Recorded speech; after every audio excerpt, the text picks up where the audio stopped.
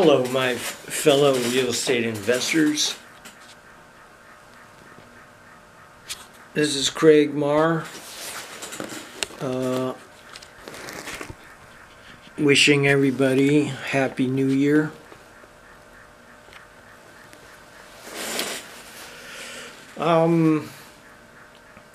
Anyway, we're going to be talking about real estate today and how do I make money in real estate, particularly how do I buy a house, or how do I buy my first house in today's real estate market where it's hard to get a loan these days, you know.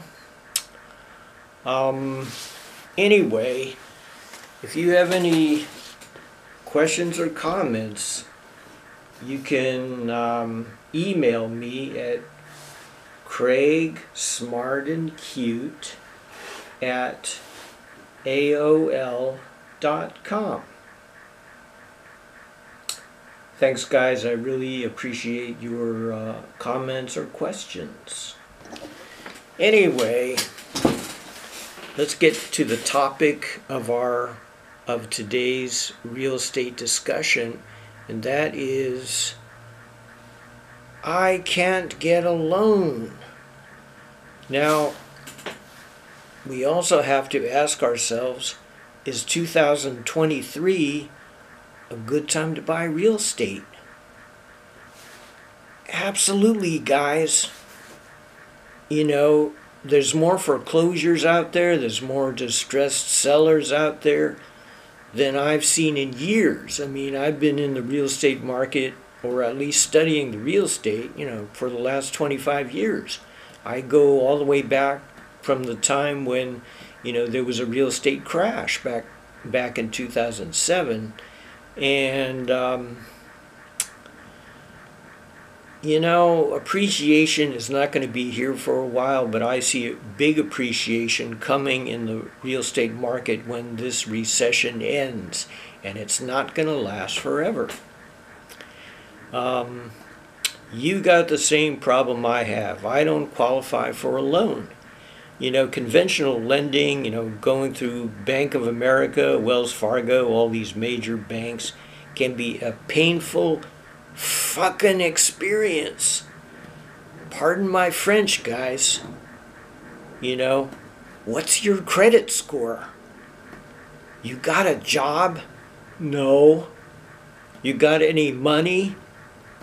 Well, $1,000 is all I got in the bank, sir.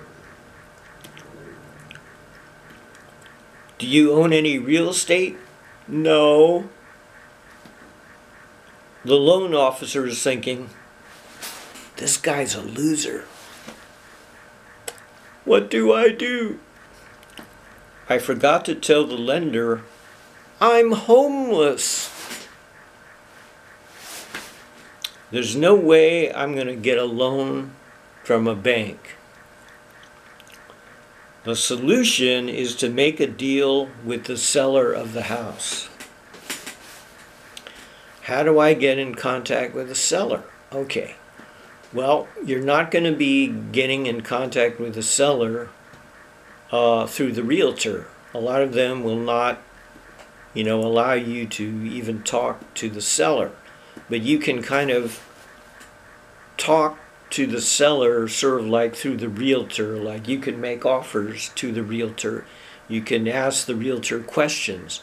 But my own personal preference, where I think the majority of my good deals have really come from, is just dealing directly with the seller. There's no realtor involved. I'm just dealing one-on-one with the person that's selling the property. And that's probably the way to get your best deals done. The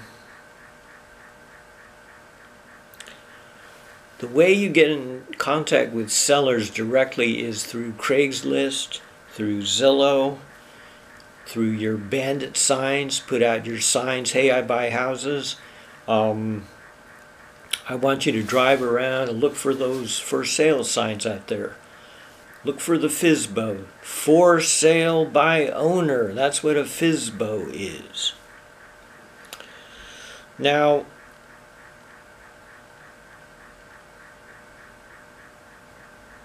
okay, what if I can't get a loan? How do I buy the house? We got to realize that most houses have mortgages. They have loans on them already. So if the property has a loan, it's already got financing on it. Why do I need to get new financing on the thing? Well, I don't. I bet you that many of you didn't know that when there's an existing loan on the property, you can buy the property with that loan still there. You do not have to pay off that loan.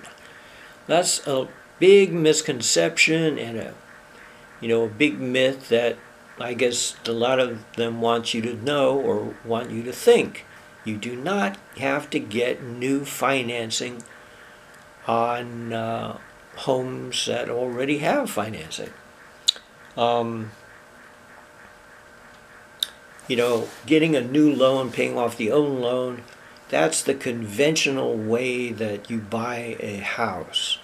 But me being a non-conventional person, it's good to learn new things that are a little bit outside the box.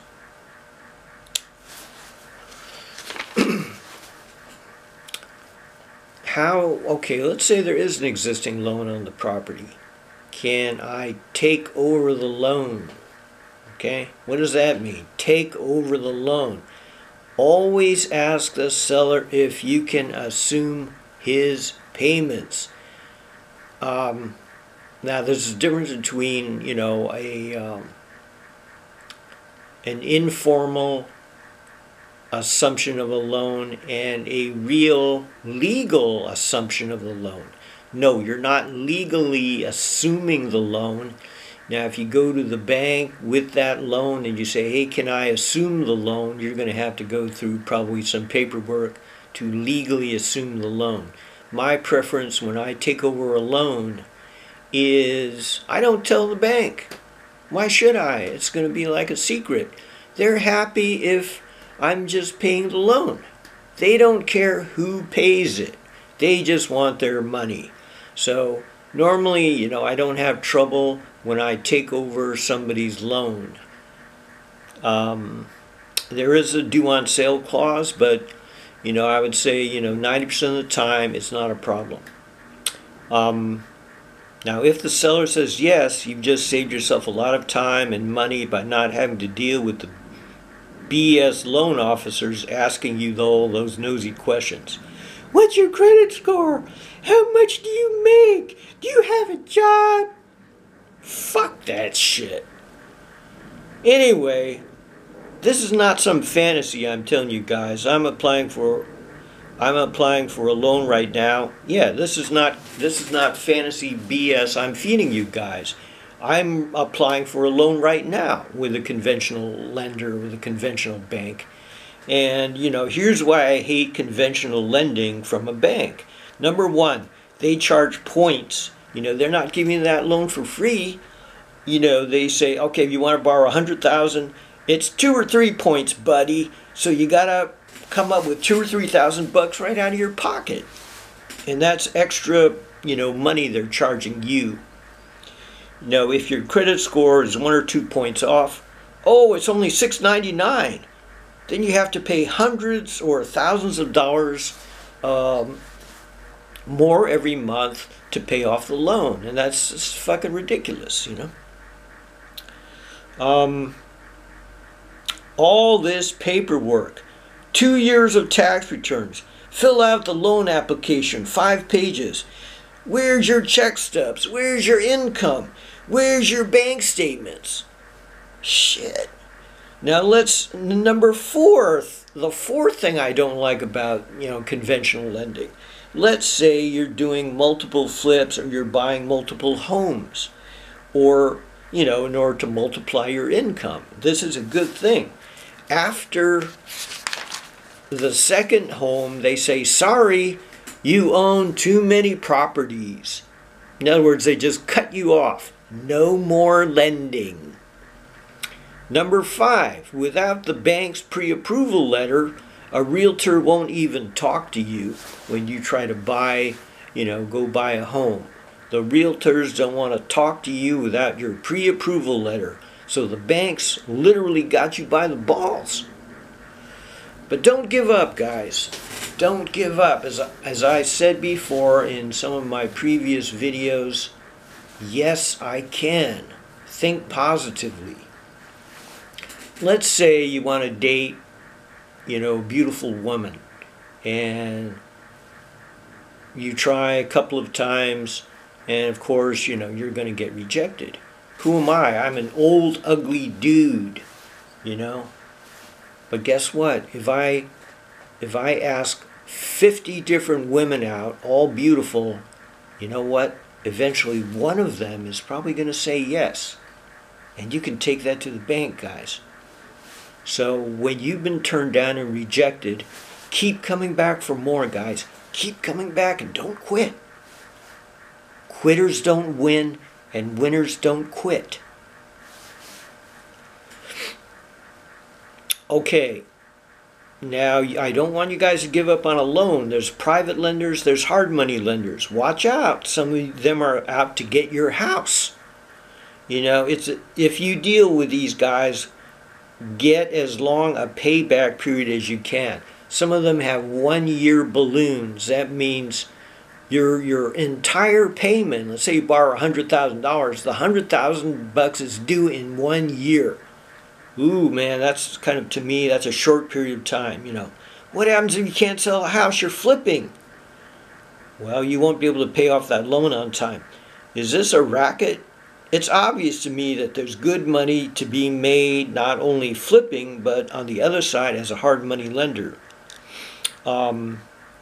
So in today's market, I believe you should really avoid hard money. Unless it's a slam dunker and you're sure you're going to be able to sell that home in 1 year and turn it over and pay back the lender. Otherwise, I don't know what you're going to do. You're going to, he's going to take the house, you're going to lose your down payment. Bad. It's bad, man. So anyway, let's go back to the good ways to borrow if you want to buy a house. If the house is free and clear, ask the seller, always ask the seller if you can make monthly payments, let's say at 4 or 5% interest rate. Always ask for terms that are favorable for the buyer. Now, a lot of you are just starting out and you don't know what favorable terms are. What are some favorable terms, things that are good for you, the buyer, the investor? Can I get low down? Can I make nothing down? Can I pay the down payment over time, let's say over 1 or 2 years? Can I get a 4%, 3% interest rate? Can I get 3 months delay in my first payment? Because after all, if it's a rental house, you got to go, find renters, right? And what are you going to do in the 2 or 3 month period of time? Can I get a 10 or 20 year balloon payment? What do I mean by balloon payment? That means that the balloon payment is when you've got to pay back the loan. And you want to have as long a period of time as possible, just in case there's a recession. And it's hard to find someone to sell the house to. You gotta, whenever you flip a house, whether it's a long flip or a short flip, you've got to find a buyer. Can I get a small deposit? Not pay a lot up front. Can I get a low price? That's important. When you get a low price, you know that it could be a good flip. Can I get owner financing? That's a major thing you want to get. And I know that when you have a land deal, and in many parts of the country, seller financing is very common. Have some idea, if the contract's signed, what am I going to do with this house? Number one, am I going to flip it fast to a cash buyer, investor? Or am I going to do a retail flip to a family, or to people that really want to live in the house for 10 years or 20 years? When you're selling to a retail person, you get to charge a higher price, but you have to put more work into the flip when you're doing a retail flip. You know, a long-term flip that it's going to take 6 months to fix it up, and you want, you know, beautiful kitchen, beautiful bathroom, curb appeal up the yin-yang, my guys. You know, see, when you do a retail flip, you're going to make more money. Let's say on an average, you know, wholesale flip to an investor, you're going to buy low, you're going to sell low. So you're only going to be making $5,000 or $10,000 on the deal. But if you're going to do a flip, a retail flip, that's going to take time, but you're going to make a lot more money. You're going to make like 30, 40, 50, even as much as 100,000 from one of those retail flips. Number 2, should I hold the property and rent it out long term for several years and wait for the market to explode when the recession ends and then sell it for a profit? Now, if you choose number 3, make sure you don't get hard money with a 1-year balloon. Get a minimum 7 years deadline to pay back the loan. Anyway, guys, I hope you learned something from this video, and have a happy new year. Bye.